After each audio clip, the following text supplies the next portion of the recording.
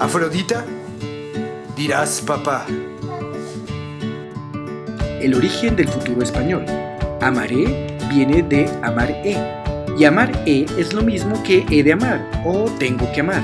Sirve para expresar obligación. El español concibe el futuro como algo a lo que está obligado. Si usted le dice a su pareja, te amaré por siempre, en realidad lo que le está diciendo es que tiene la eterna obligación de amarlo. Bienvenidos a un nuevo video del curso Griego Básico 1 dado por la Universidad Nacional. Mi nombre es Juan Sebastián Páramo. En el video de hoy voy a corregir los ejercicios de la lección número 9 del libro First Greek Book y además introduciré el interesantísimo tema de los aoristos y los futuros del griego antiguo. Bienvenidos. Les pedí que trabajaran el comienzo del Evangelio de Juan en el Nuevo Testamento. El Evangelio de Juan comienza así: en archei en hologos, kai hologos en prostonteon, kai theos en hologos. Este texto es interesante por múltiples razones. Habrá quien se interesa por él por su valor teológico, por sus implicaciones teológicas. Yo encuentro increíblemente interesante el texto, más bien desde una perspectiva de persona que adora el griego, desde el punto de vista del texto. Lo central es que en el texto hay varias palabras de campo semántico muy amplio. El sustantivo archei, este es el dativo singular, ustedes ya lo deben saber, dativo singular femenino del sustantivo arché. Este sustantivo en griego antiguo tiene varios significados, significa varias cosas, es decir, tiene un campo semántico amplio, pero nada en comparación al campo semántico de esta palabra. Logos en griego antiguo significa un montón de cosas distintas. También es ambiguo el verbo ser, aquí lo tienen ustedes en imperfecto tercera del singular. El verbo ser, que ustedes todavía no saben conjugar y cuyo infinitivo es einai, y cuya primera persona del singular es así, eimi. Este verbo también es ambiguo. Y finalmente, en este mismo texto también es ambigua la preposición pros. Pros es ambigua. Quiero hablarles de la ambigüedad de estas palabras. El sustantivo arché. Arché significa en griego antiguo origen o comienzo, pero también puede significar elemento o primer principio. De esto hablaron los presocráticos, el primer elemento o los primeros elementos de lo cual deriva todo lo demás. Es decir, uno podría traducirlo como elemento. También puede significar extremo o final. Se dice, por ejemplo, en las cuerdas. El comienzo o final de una cuerda es un arché. En matemáticas, arché es el origen de una curva. También puede significar el brazo de un río o el total, la suma. También se refieren mediante arché a los órganos vitales. En segunda instancia, como el segundo campo semántico más amplio de arché, es que significa poder, soberanía. Significa también el lugar sobre el cual alguien tiene poder, entonces puede ser imperio, puede ser también arché, se llama arché al que ostenta un cargo público. El alcalde tiene un arché, su alcaldía. También puede significar orden. Todo esto solamente el sustantivo arché. Como ven, arché tiene muchos significados o un campo semántico amplio. Pero como dije, esto no es nada al lado del campo semántico de logos. Vamos a buscar logos ahora. Logos en griego es una palabra que puede significar, miren ustedes, un montón de cosas distintas. Voy a mencionar solo algunas. Puede significar cómputo, cuenta, cuenta también, mesura, medida. También puede ser logos la consideración, la estima que tiene alguien. La proporción, la relación, en matemáticas la proporción.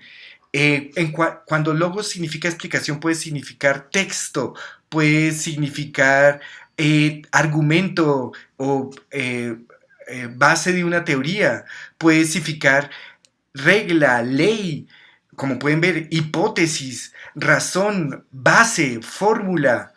En cuanto a lo que se debate, puede significar entonces razonamiento, razón, fábula, leyenda, historia, acto de habla.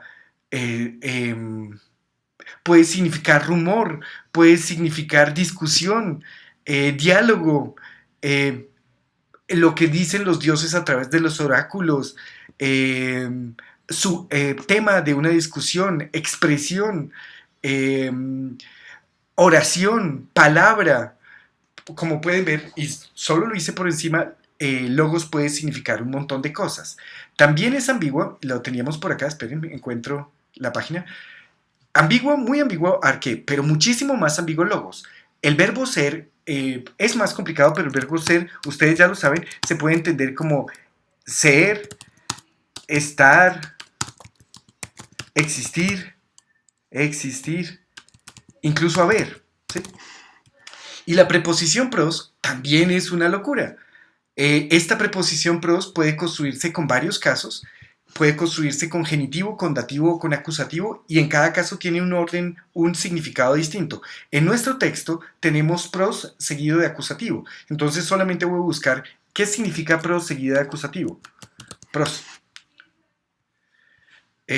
Por aquí debo decir, seguida de dativo y seguida de acusativo. Significa hacia, significa contra, significa en relación con, y así más cosas. Muy bien. Vuelvo a decirlo entonces, lo siguiente es esto.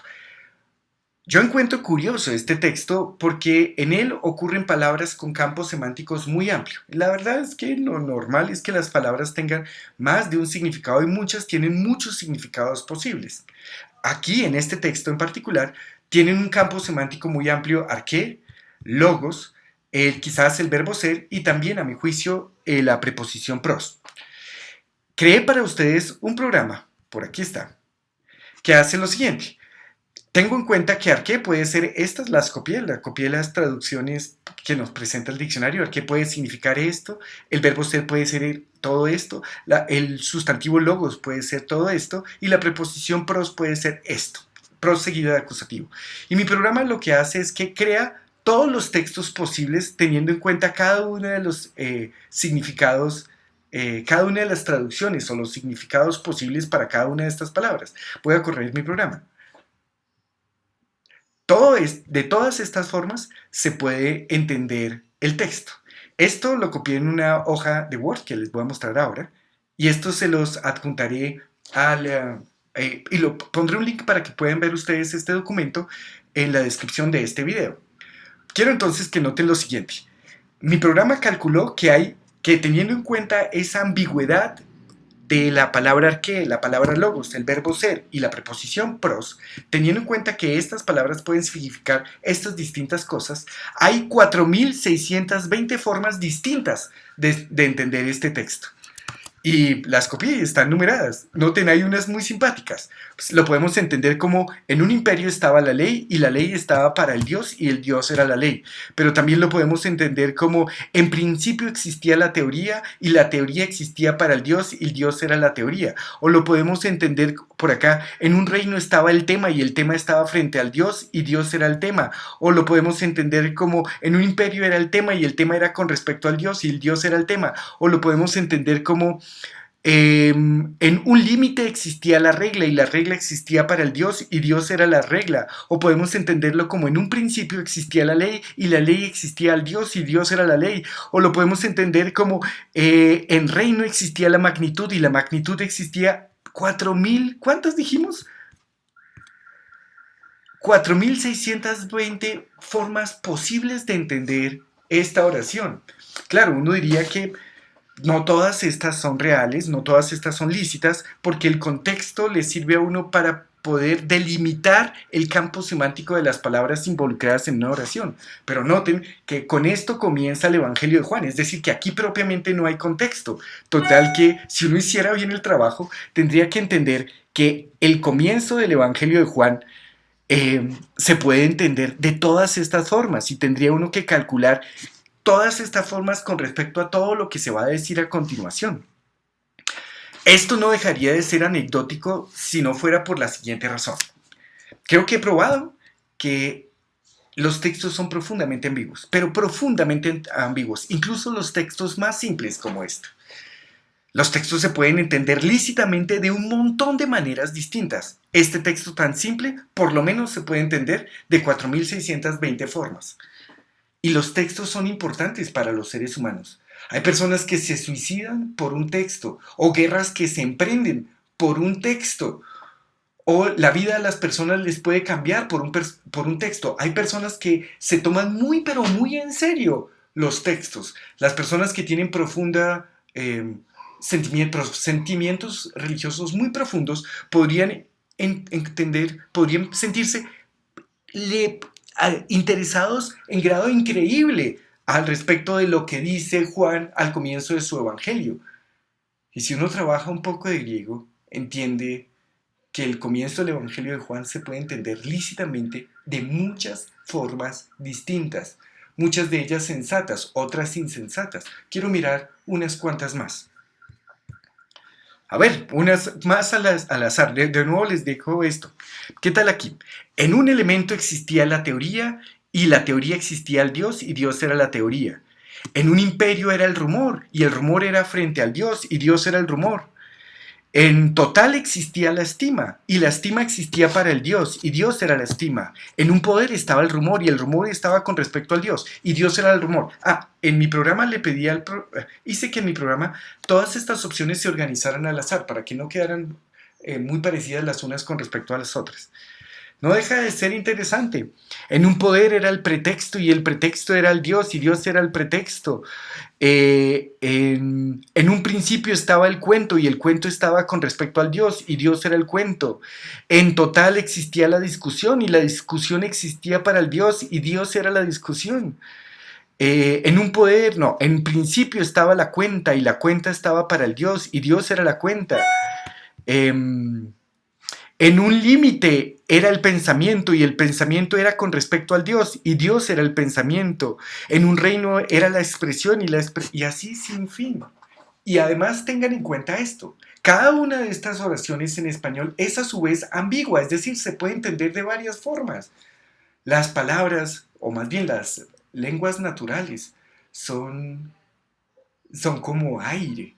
No tienen precisión ninguna. Esto es una locura. Muchas veces me he imaginado que cuando hablamos, o cuando pensamos incluso, cuando hablamos, lo que hacemos es como darle a nuestro interlocutor una página con puntos.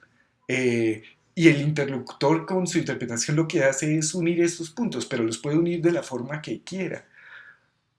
Y siendo así de impreciso, siendo así de flexible, podemos hablar incluso de lo que no se puede hablar, en contravía de lo que pensaba Wittgenstein.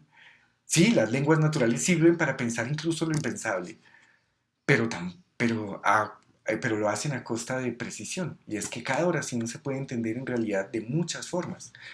Y hay textos que han sido muy importantes para las personas. Textos, como dije, que han determinado la vida o la muerte de personas, o la forma de vida de comunidades. Bueno, pero no he terminado todavía, es más interesante aún. Este documento que les adjuntaré, como les dije en la descripción del video, tiene además esto de especial. Les copié además la forma que se tradujo este texto griego, el comienzo del Evangelio de Juan, la Vulgata, la versión latina de la Biblia. En la versión latina de la Biblia esto se tradujo así. In principio erat verbum, et verbum erat apud Deum, et Deus erat verbum. La Vulgata tuvo un peso tan importante en el desarrollo de la religión que las traducciones, por lo menos algunas de las traducciones que se hicieron de la Biblia, están muy, muy determinadas por la influencia esta de la Vulgata. Y lo estoy diciendo porque una traducción muy normal de este texto de Juan al español es así. En un principio era el verbo, y el verbo estaba frente a Dios, y Dios era el verbo.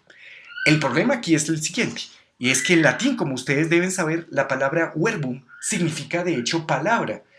Entre los gramáticos latinos se utilizó verbum también para referirse a un grupo particular de palabras que son los verbos. Pero en español, la palabra verbo en sentido estricto solo denota un grupo, una clase de palabras dentro del grupo de todas las palabras, los famosos verbos. Total que cuando se tradujo este texto al latín y del latín al español, esa versión que repiten tantos católicos a lo largo del mundo, esa traducción al español del Evangelio, es en realidad ilícita. Esta de hecho no se podía, porque un hablante de español de manera natural entendería que aquí estamos hablando de categorías léxicas, como sustantivos, adjetivos y demás, adverbios. Y si en griego antiguo logos no puede significar algo, si algo no puede significar logos en griego antiguo, es verbo. Es decir, logos en ningún caso denota esta clase de palabras a las que llamamos verbos. Logos no. Logos significa un montón de cosas, pero eso no. Y esto es real. Si no, recuerden la canción de Ricardo Arjona de Jesús es verbo, no sustantivo. Practícalo. Jesús, hermanos míos, es verbo, no sustantivo. ¿De dónde sacó Arjona esto? De una interpretación de locos del texto de Juan. Espero que les haya parecido interesante este texto. Les pedí, claro, que ustedes hicieran una traducción. Supongo que si la traducción que ustedes hicieron está dentro del conjunto de estas 4.000, ¿cuántas? 4.620 formas. Si lo que ustedes tradujeron está dentro de estas 4.600 formas distintas, pues lo habrán hecho bien. Aunque, en realidad, la traducción correcta es todas estas. Todas estas. El trabajo que esperaba que ustedes hicieran es este que es.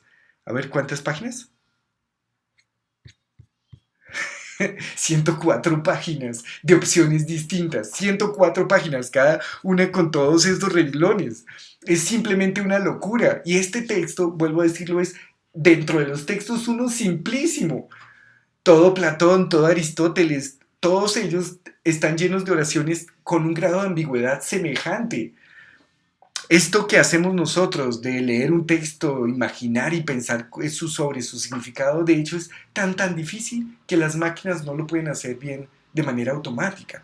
Las máquinas juegan ajedrez mejor que cualquier jugador de ajedrez y analizan de hecho imágenes también muy bien, pero las máquinas no pueden entender el significado de los textos precisamente porque esto es un producto demasiado humano, demasiado como un caucho.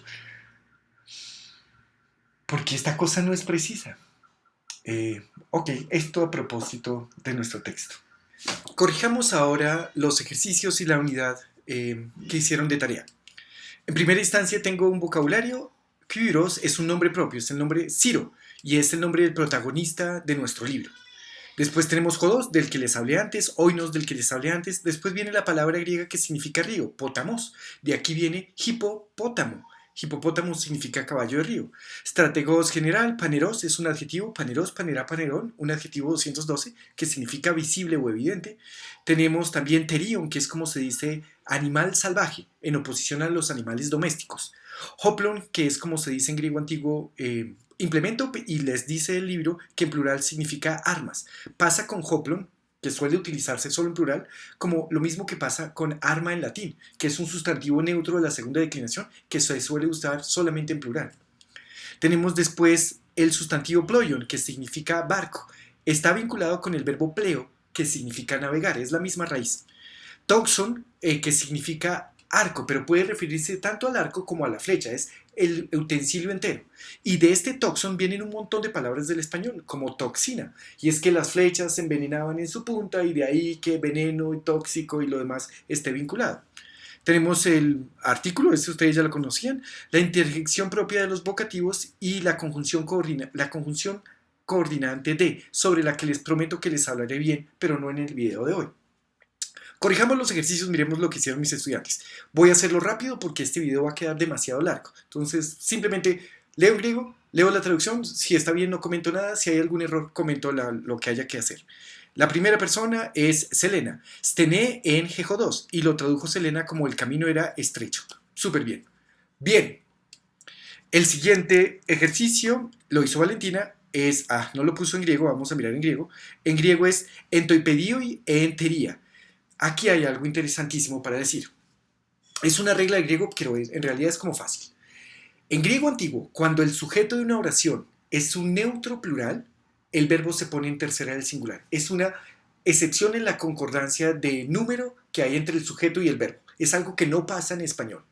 En griego antiguo, y miren ustedes el texto, cuando el sujeto es un neutro plural, tería aquí es nominativo plural neutro, el verbo se pone en tercera del singular. Eso es muy especial del griego antiguo. Y hay una razón por la cual es así, pero de nuevo no se las voy a explicar hoy. O sí se los explico. Hace tiempos aprendí que estos sustantivos neutros plurales eran en su origen en realidad colectivos singulares, como la palabra gente, que es una palabra singular que denota un plural. Estos neutros plurales en su origen eran eso mismo, unos sustantivos singulares pero que se refieren a un conjunto. Y como son sustantivos singulares, el verbo iría en singular. El verbo ser en imperfecto tercera de plural es eesan, pero no se dice en griego antiguo teria eesan, sino teria en, a pesar de que teria esté en plural. Lo digo por última vez, existe esta excepción en la concordancia de número entre el sujeto y el verbo. Y es que en griego, si el sujeto es un sustantivo neutro en plural, el verbo se pone entonces en tercera del singular. Fundamentalmente todos los autores del griego antiguo respetan esto, salvo unas excepciones muy raras. Por ejemplo, Aristóteles de vez en cuando no parece respetar esta regla, pero todos entendemos que es que Aristóteles en realidad no era griego, era macedonio. El macedonio era una lengua distinta. Aristóteles aprendió griego como una especie de segunda lengua. Bueno, y en Safo también alguna vez creo se deja de respetar o de observar esta tendencia del griego antiguo. Veamos qué hizo Valentina. En la llanura estaban unos animales. Está bien, también se podría decir en la llanura había unos animales o existían unos animales. Y ya les hablé de la regla de concordancia. Siguiente ejercicio. Ahora le corresponde a Michael. Taploya macra en. Y lo dice, bueno, y aquí vuelve a pasar lo mismo. El sujeto en este caso es taploya, que es un sustantivo neutro plural. El verbo está en singular, por esta excepción de la que les hablé, y macra es el predicado nominal. Era larga la nave. Se equivocó Michael, pero es razonable porque el ejercicio hay un desajuste. En realidad era los barcos eran grandes. Esto está en plural y el verbo ser está en tercera del singular por la excepción de la que les hablé. 4. Epitoipotamoi en joestrategos. El general estaba junto al río. Perfecto. El siguiente, de Julián. Toxa de ocurre uke ecomen. Y lo tradujo Julián como, oh Ciro, pero nosotros no tenemos arcos. Está muy bien, está bien, felicitaciones. El siguiente. Jodos panerai agi eistatukuru comas. Y lo tradujo, esto es Andrés, como un camino visible lleva a las aldeas de Ciro. Y esto está muy bien. Hay aquí algo interesante, a lo que me voy a referir un segundo. Un camino visible o un camino que es claro, luminoso, un camino que se puede distinguir. Lo interesante, sin embargo, es esto. El verbo hago es un verbo transitivo. Hago significa conducir y conducir a alguien, ese alguien es en acusativo y es su complemento directo. También el verbo conducir es en español transitivo. Conduzco mis hijos al colegio o conduzco el automóvil. En ambos casos, mis hijos y el automóvil es el complemento directo. Pero la verdad es que los verbos transitivos también tienen usos intransitivos, es decir, pueden aparecer en oraciones donde no hay complemento directo. Pasa con el verbo conducir. Es conduje hacia Chía. Ahí no está expreso el complemento directo. O como en este caso, la carrera 30 conduce hacia hacia el norte o hacia el sur, como quieran. Tenemos aquí un uso del verbo hago sin complemento directo. El sujeto es jodos panera, el verbo es age y hay un complemento circunstancial del lugar hacia el cual que es eistas tu kuru comas. Y Andrés, lo felicito, hay espíritus y acentos muy bien. Miremos el siguiente ejercicio. Uy. A ver. Aquí va el 7. Eistopedium hostrategos epempetus hippus. Y lo tradujo como el general enviaba, muy bien, sus caballos hacia la llanura. Súper bien. Esto lo hizo Carlos. Carlos, felicitaciones. Eso está bien. El siguiente ejercicio. Creo que íbamos en el 7 y pasamos al 8. Toi strategoi oinon kyros epempe y no es más, toi strategoi, oinon kyro sepepe, y lo tradujo Camila así. Ciro enviaba vino al general, el ejercicio está impecable. Noten que las palabras en griego antiguo no son las que indican, noten que la posición de las palabras dentro de la oración no son lo que le indica a uno la función sintáctica de estas palabras, sino es su caso. En este ejercicio, strategoi está en dativo y entonces como está en dativo sabemos que es el complemento indirecto. Oinon está en acusativo y sabemos entonces que es el complemento directo. Y kyros está en nominativo, luego sabemos que es el sujeto. El orden no es sujeto, verbo, complementos, el orden está distinto y uno sabe qué función sintáctica desempeñan las palabras, sin embargo, sin duda, por la terminación. La traducción que propuso aquí Camila está muy bien. Miremos el siguiente ejercicio. El 9. Dice, y esta persona es Selena.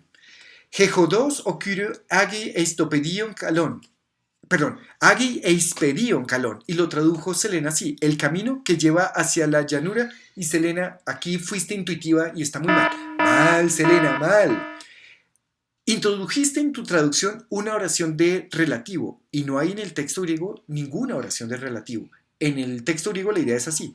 El camino conduce hacia una llanura bella, no es más. El camino conduce hacia una llanura bella y hay un vocativo insertado ahí dentro.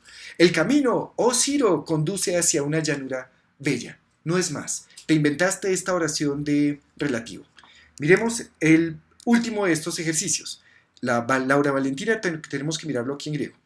Egon hoihipoi kai tus strategus kai tahopla. Y lo tradujo aquí, ¿quién es? Valentina sí. Los caballos condujeron tanto a los generales como las armas. Y veamos cómo era el cuento. No, señora. El sujeto de esta oración, eso sí te quedó bien. El sujeto es los caballos. Y sé que es el sujeto porque está en nominativo. Y el complemento directo es tus estrategos, coordinado mediante estos dos kai, atajopla. Esta presencia de los dos kai es lo que conocemos como la ley de la lonchera. Y creo que yo ya les hablé de la ley de la lonchera. Si lo olvidaron pronto se los repasaré. El complemento directo de Egon son estos dos sustantivos coordinados mediante estos kai. Y el verbo es el verbo hago que está aquí en imperfecto tercera del plural. Los caballos conducían a los generales y las armas. La única diferencia es que lo tradujo Valentina como si fuera un aoristo y esto no es un aoristo sino es un imperfecto. Hay 3 temas nuevos en esta ocasión. La unidad tiene 3 temas nuevos. Siempre me pareció que era demasiado, pero ahora me parece rico, la verdad. Estos 3 temas son los que ven en la pantalla. Voy a hablarles hoy de aoristos, de 2 tipos, sigmáticos y temáticos. Les hablaré también del futuro. Y por último, hay un tercer tema que les aparece solamente en 2 ejercicios. Un tema que no quiero nombrar. Les queda aquí, sin embargo, la adivinanza.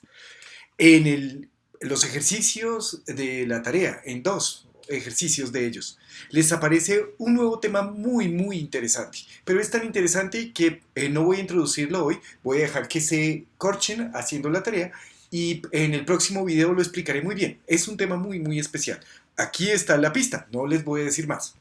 Por lo pronto voy a hablarles del futuro, de cómo se forma el futuro y qué significa, cuál es el significado del futuro en griego antiguo y de este tema de los aoristos. Vamos a por ello. En primera instancia aquí tenemos el futuro, desde una perspectiva meramente morfológica, es decir, de cómo se forma, desde una perspectiva morfológica, es decir, de cómo se forma el futuro no podría ser más simple en griego antiguo.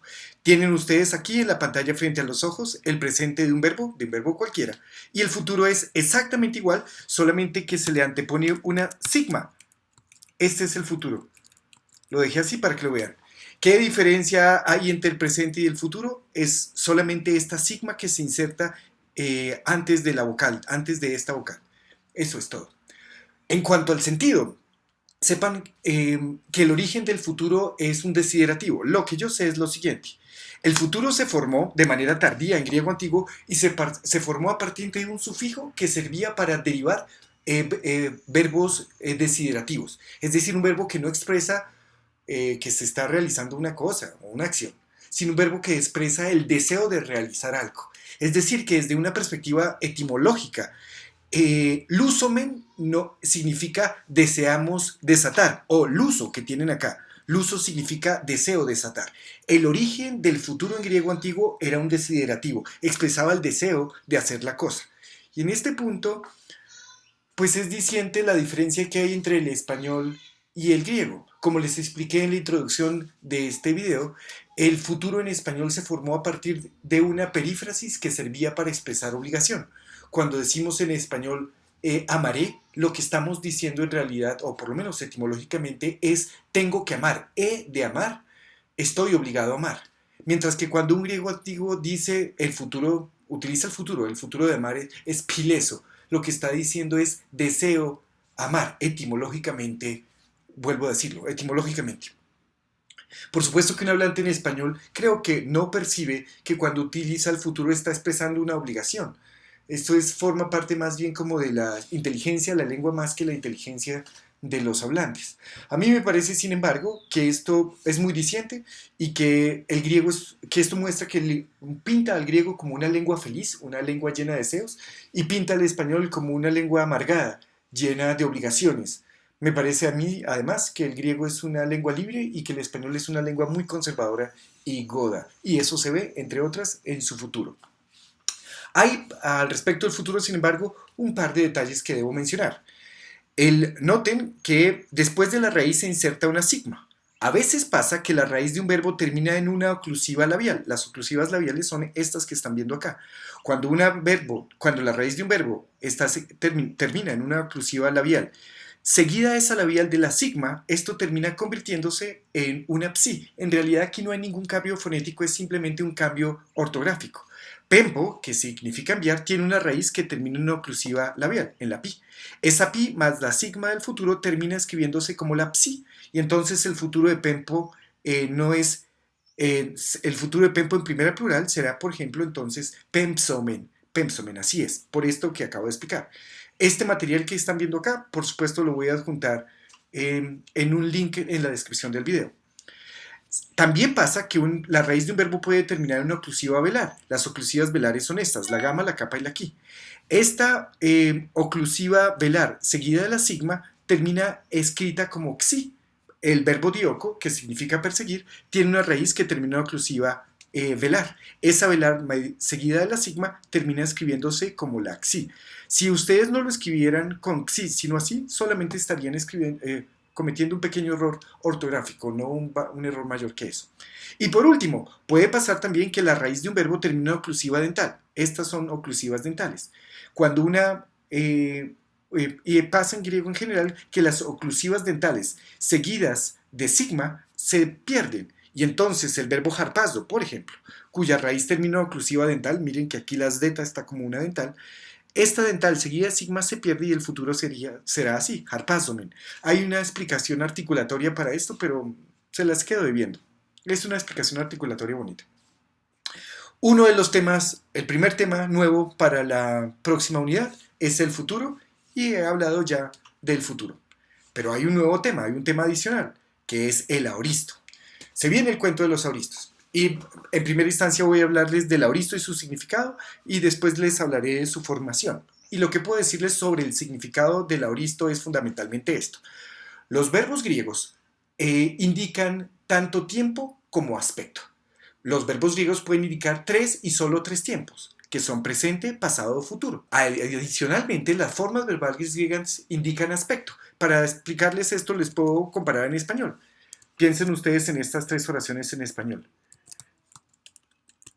Estoy escribiendo, he escrito y escribo. Solo quiero explicarles qué es esto del aspecto. Me parece a mí que en español, mediante esta perífrasis verbal, es decir, esta combinación de formas verbales, describimos el acto como durando. Se está describiendo el acto en su duración. Se describe el acto en su desarrollo, también se dice así. Mientras que mediante esta segunda forma verbal, que también es perifrástica de hecho, lo que estamos enfatizando es que un acto determinado está terminado en un punto del tiempo. Y de esta forma no se está enfatizando no se está describiendo el acto ni durando ni como terminado. normalmente decimos que esto es de aspecto durativo. Esto es de aspecto perfecto.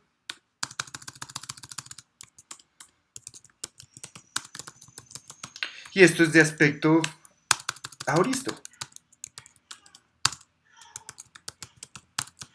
Aoristo es una palabra griega, aoristos significa indefinido.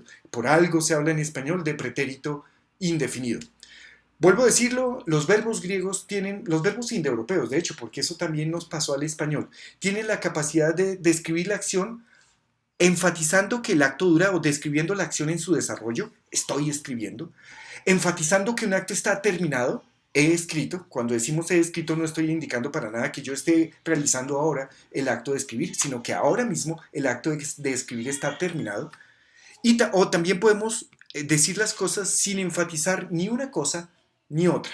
Y eso es igual en griego. Tenemos formas verbales de aspecto durativo, formas verbales de aspecto perfecto, y entre las dos tenemos formas verbales de aspecto aoristo. ¿Qué es el aspecto aoristo? Es el aspecto que poseen unas formas verbales que no describen la acción en su desarrollo, pero tampoco indican que el acto esté terminado. Hasta ahora ustedes habían estudiado el presente y el imperfecto. Ambas son formas verbales de aspecto durativo, describen la acción en su desarrollo. El presente en tiempo presente y el imperfecto en tiempo pasado.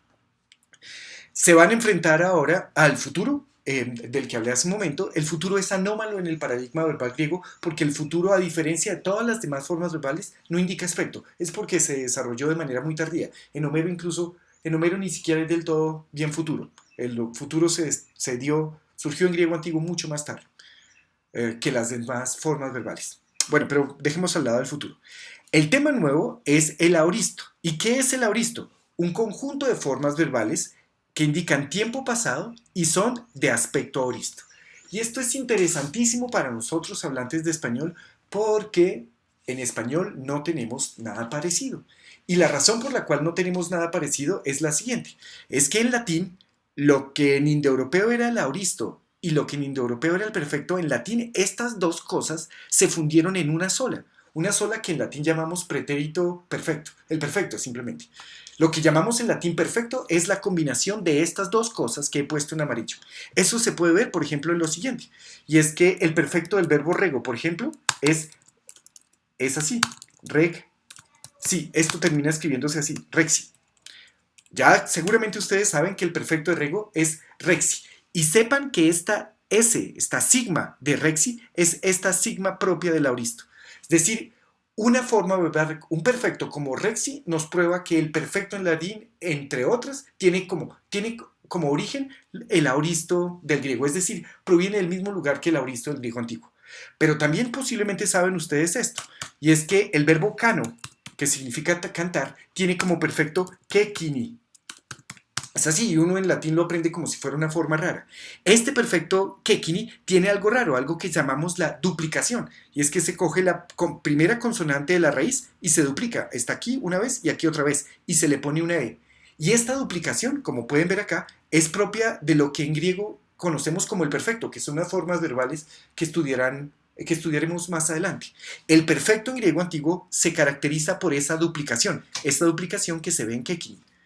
Total que sabemos que los que llamamos perfectos en latín, unos provienen de aquí y otros provienen de aquí, y todo esto nos permite colegir que lo que se llama perfecto en latín es en realidad la combinación, la mezcla de lo que era el aoristo y lo que era el perfecto. Se mezclaron en una sola. Y esto tiene una implicación muy grande, porque de este perfecto latino, que es esa mezcla, es que proviene el pretérito indefinido en español. Es decir, que cuando nosotros usamos un pretérito indefinido en español, de amo, por ejemplo, amé, cuando decimos amé, en realidad estamos utilizando unas formas verbales que tienen estos 4 rasgos combinados. En parte son de tiempo pasado. Todos entendemos que si yo digo amé, estoy refiriéndome a algo que ocurrió en el pasado. Pero al mismo tiempo sentimos todos que cuando decimos en español amé, estamos indicando que el acto está terminado, porque en realidad es perfecto. Voy a intentar entonces sintetizar. La síntesis es que, aunque el tema del aoristo, el significado del aoristo, en realidad no es complicado. El aoristo en griego antiguo es una forma verbal que indica tiempo pasado y tiene aspecto aoristo. Para nosotros, hablantes de español, esto es un problema, porque en español no tenemos cómo pensar los auristos del griego antiguo. Porque cada vez que utilizamos lo que sería el equivalente, el pretérito indefinido, en realidad estamos usando unas formas verbales que combinan estas dos. Suelo poner este ejemplo. Imagínense que en un país, voy a pensar esta vez que es en Francia, el helado de fresa siempre está mezclado con el helado de vainilla. La pregunta sería, ¿cómo puede hacer un pobre francés para saber a qué sabe el helado de vainilla y el helado de fresa? No mezclados, sino cada uno por separado. Y la respuesta es que en Francia no se puede saber. Los pobres franceses no pueden saber a qué sabe el helado de fresa, porque cada vez que comen helado de fresa, está mezclado él con vainilla también. Algo así nos pasa a los hablantes de español. Los pobres hablantes de español nunca vamos a poder saber a qué sabe el helado de auristo, porque cada vez que nos sirven helado de auristo, nos lo dan mezclado con helado perfecto simultáneamente. El auristo del verbo elio en primera persona del plural es elúsame. Y si me obligaran a traducirlo, yo diría, en primera persona del singular, voy a ponerlo aquí, en primera del singular es así. El auristo en primera del singular es elusa. Si me obligaran a traducirlo, yo diría que elusa significa desaté. Sin embargo, sepan que no es del todo cierto, no es desaté, porque cuando decimos desaté, todos entendemos que estamos indicando que el acto de desatar está terminado. Y en griego antiguo no se está enfatizando eso. No es posible pensar en español los auristos del griego. No son complicados los auristos del griego, solo que en español no tenemos cómo pensarlos. Bueno, creo que ya les expliqué lo del valor de los auristos del griego. Ahora voy a borrar esto. Esto no quiero que esté incluido dentro del material que les voy a mandar. En cuanto a la estructura, hay dos tipos de auristo en griego antiguo. Y me gustaría pintar eso de alguna forma. Pues aquí tengo un lápiz. Voy a mostrarles. Imagínense que aquí están todos los verbos del griego antiguo. Todos los verbos del griego antiguo tienen auristo sigmático. Se los voy a mostrar así. Todos los verbos del griego antiguo tienen un auristo que se forma mediante una sigma. Salvo unos poquiticos, unos niños especiales que voy a poner aquí. Son muy pocos verbos. Unos verbos que tienen un auristo distinto que llamamos auristo temático. Y ya les voy a mostrar temático. Solo unos pocos verbos tienen auristo temático, son mínimos.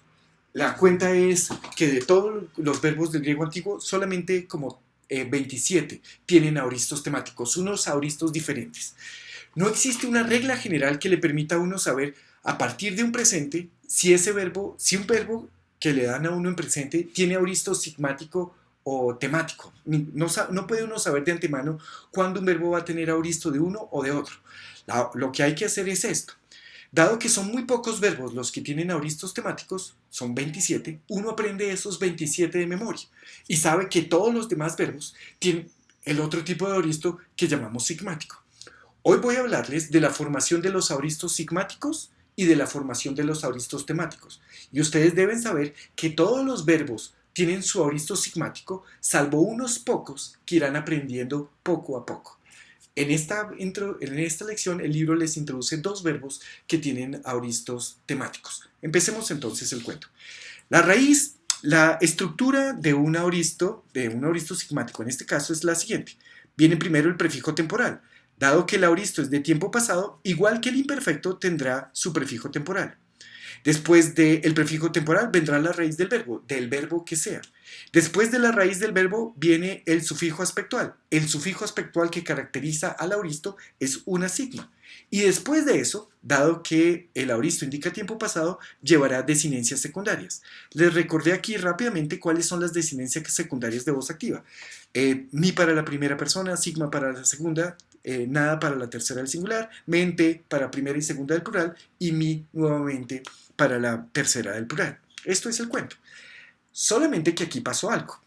Cuando una mi que funciona, que es una desinencia, está precedida de una consonante, como pueden ver aquí en la pantalla, esta mi, lo voy a pronunciar esto, elusam, estoy pronunciando una mi, pero dado que la mi está precedida de una consonante en la que no vibran las cuerdas vocales, uno termina escuchando algo de vocal acá. La mi es una consonante en la que vibran las cuerdas vocales. Cuando esa consonante está precedida de una consonante en la que no vibran las cuerdas vocales, es apenas natural que uno termine escuchando algo de vocal acá.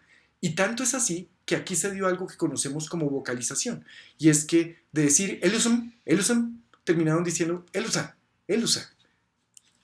Y este es el auristo en primera persona del singular, elusa, del que les hablé hace un segundo. Esta alfa en realidad era la desinencia. Ahora les voy a mostrar cómo se conjuga un auristo sigmático. Aquí lo tienen. Aquí está en primera del singular, segunda del singular, etc. La cuestión es que en algún punto, no sé bien cuándo, los griegos, los hablantes griegos, que eran tan burros como los hablantes del español, como somos nosotros, hablantes de español, confundieron las cosas y empezaron a usar como sufijo aspectual de auristo ya no solo la sigma, sino todo el sa. Y nosotros sabemos que sa no era la desinencia que indica de aspectual de auristo. La desinencia aspectual de auristo era, el sufijo aspectual de auristo, disculpen, era la sigma nomás. Pero en algún punto asumieron que el sufijo era todo el sa. Y noten ustedes que en las demás formas, las demás números y personas, puede uno distinguir el sa. Sa aquí, está el sa aquí y sa acá. Este es un error que en algún punto se incorporó dentro de la lengua. El sufijo aspectual de auristo dejó de ser sigma y se volvió todo un sa. Y a ese sa le pegaron las desinencias, las mismas desinencias que les repasé hace un momento. Sigma, nada, mente y ni. Esta ni, por supuesto, proviene de la desinencia mi. Cuando mi está precedida de vocal, entonces se vuelve ni. Eso es. Este es el auristo del verbo liu en todos los números y personas. Elusa, elusas, eluse, elusamen, elúsate y elusan. Si me piden que lo traduzca, diré que es desaté, desataste, desató, etc. Pero a sabiendas de que en realidad en español no puedo decir exactamente lo mismo. Por supuesto que hay un detalle, y es el de la tercera persona del singular, que en vez de ser sa termina en se. No sé por qué es así, solo sé que es así y ustedes tendrán que aprenderlo de memoria. Pero ahora vayamos con los auristos temáticos. Aquí le puse el imperfecto del verbo liu y el auristo del verbo liu para que lo puedan contrastar. Yo desataba o estaba desatando el uon. Yo desaté. Recuerden, de cualquier manera no hay forma de pensar bien un auristo del griego en español. Y ahora les puse al lado un verbo que tiene este otro tipo de auristos, los que llamamos auristos temáticos. El ejemplo es el verbo eco. El verbo eco tiene como imperfecto, y esto ustedes ya lo estudiaron, eikon, y su auristo es eskon. Quiero que noten esto. Este conjunto de 27 verbos que tiene un auristo temático, a estos los llamamos auristos temáticos, tiene de peculiar lo siguiente. Estos auristos temáticos en su terminación, miren solo la terminación, son exactamente iguales que los imperfectos. Noten, en todos los casos es igual. On, es, son iguales. Lo que cambia es lo que viene antes de esa terminación. La raíz sufre como un cambio. Y es ese cambio lo que le permite a uno saber cuándo está frente a un imperfecto y cuándo está frente a un auristo. El imperfecto del verbo eco es así, eikon, y su auristo es eskon. Y ustedes tienen que aprender eso de memoria. Uno aprende, para el caso de estos 27 verbos que tiene auristos temáticos, aprende de memoria la forma de su auristo. Pues por supuesto, lo que tienen que aprender es la primera, esta, y saber qué es un auristo temático. Hay un número muy pequeño de verbos que tienen un auristo distinto, no sigmático, es un auristo al que llamamos temático. Estos auristos temáticos se conjugan igual que imperfectos, y uno puede, sin embargo, distinguir cuándo es un auristo y cuándo es un imperfecto por un cambio que sufre la raíz. El imperfecto del verbo eco es así, el auristo del verbo eco es así. Les puse para terminar la lista de los dos verbos que tienen auristos temáticos que les aparecen en esta lección. El primero es eco, imperfecto eikon, auristo eskon, noten, son distintos, aunque la terminación sea la misma, lo demás le permite a uno saber quién es imperfecto y quién es auristo. Y el otro es ago, cuyo imperfecto es eegon y cuyo auristo es egagon. Les vuelvo a decir, esto simplemente deben aprenderlo de memoria. En el caso de ago, recuerden ustedes que los verbos que comienzan por vocal alargan esa vocal para indicar tiempo pasado, y por eso esta alfa se vuelve eta tanto aquí como acá. Y en el caso del verbo hago, de nuevo, es la raíz, algo que le pasa a la raíz, lo que le permite a uno saber quién es imperfecto, este es imperfecto, y quién es auristo, este es auristo. Este es el tema nuevo. Para la próxima unidad, ustedes deberán hacer esta tarea. La siguiente unidad es esta. Futuros y ahoristos, pues miren la parte teórica, les explican lo que yo les acabo de decir. Tienen un pequeño vocabulario, no dejen de mirarlo y espero que hagan todos estos ejercicios pronto. Son estos y estos. Vamos a ver cómo les cuento. Hoy es el lunes. El video lo tendrán, este video ustedes lo tendrán ya en YouTube el martes por la mañana. Y yo grabaré nuevo video para ustedes el miércoles. Total que tienen mañana para hacer esta tarea. El miércoles por la mañana ya deben estar las tareas en la carpeta de Drive. Les recuerdo que por favor suban los archivos en el mismo formato PDF. Y ahora miremos los ejercicios en los que había que traducir al griego antiguo. Voy a empezar con este de Valentina. ¿Sí era Valentina? Ay, perdón que sea tan... Sí, Valentina. A ver si lo entiendo. Hokyros epempe dora tois strategois. El ejercicio está perfecto. Yo lo entiendo perfecto. Hay pequeños errores ortográficos. El acento de epempe aquí debería ser agudo. Y aquí debería haber acento circunflejo en tois. Y strategois también debe tener acento circunflejo acá. Y significa el ejercicio: Ciro enviaba regalos a los generales. Veamos si era eso lo que pedían. Sí, está perfecto. Te felicito, Valentina. Miremos el siguiente estudiante. Voy a mirarla solo en griego. Ege ton hipon eis ton potamon. Esto se puede entender en griego antiguo. Hay de nuevo pequeños errores ortográficos, pero solo eso. El verbo es ege, imperfecto tercera del singular del verbo hago. Su complemento directo debe ser esto. Y este es complemento circunstancial del lugar hacia el cual. Conducía el caballo hacia el río. Conducía al caballo hacia el río si concebimos que el caballo es una persona. Y veamos... y lo que le pedían que tradujera estaba muy bien. No llevó, sino llevaba. Conducía, muy bien.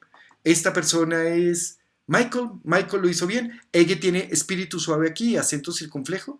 Hipon tiene espíritu áspero y acento agudo sobre la iota. Ton tiene aquí acento grave. Y potamón tiene acento agudo sobre la última omicron. Y miremos el siguiente estudiante. Ya casi terminamos. A ver, ¿dónde está? El 3. Ho strategos eke ploya macra. De nuevo parece que esto está perfecto. Hay pequeños errores de ortografía nuevamente. Strategos debe tener acento grave sobre la omicron. Eke debe tener espíritu suave y acento agudo sobre la epsilon inicial. Y macra debe tener acento agudo al final. Lo que estaba... esto se traduciría así. El general tiene barcos grandes. Y veamos qué decía por acá. No es tiene, sino tenía. Y entonces sería así. Voy a utilizar aquí esta hojita.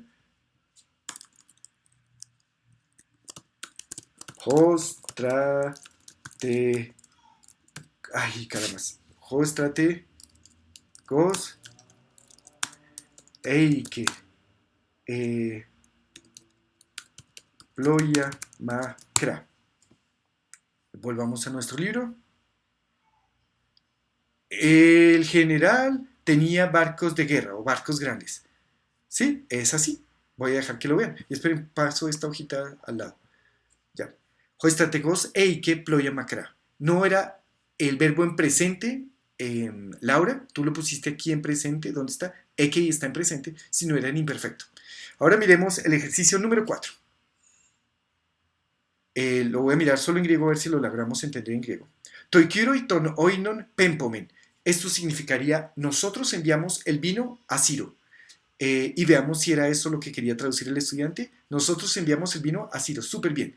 Hay aquí algo especial, y es que esta persona, Julián, le puso artículo al nombre propio. En griego antiguo es muy habitual, como pasa en el sur del país. En el sur del país yo no me llamo Sebastián, sino me llamo el Sebastián.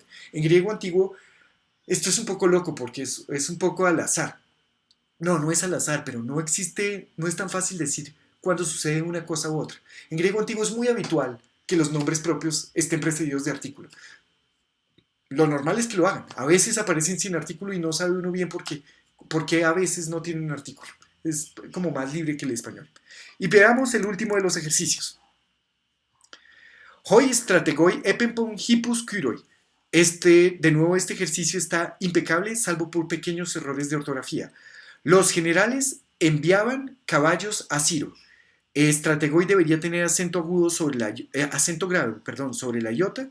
Y kyroi no tiene acento circunflejo en la omega, sino acento agudo sobre la y, kyroi. Esto significaría, perdón, lo vuelvo a repetir, los generales enviaban caballos a Ciro. Y veamos si era eso lo que pedían. Los generales enviaban caballos a Ciro. Felicitaciones, este estudiante es Andrés. Muy bien, Andrés. Hablé del texto esto tan especial del Evangelio. Corregí los ejercicios de griego a español, introduje el tema de aoristos y futuros y ahora corregí finalmente los ejercicios de inglés a griego. Me queda solamente por despedirme y desearles un buen día. Hasta luego, queridos estudiantes.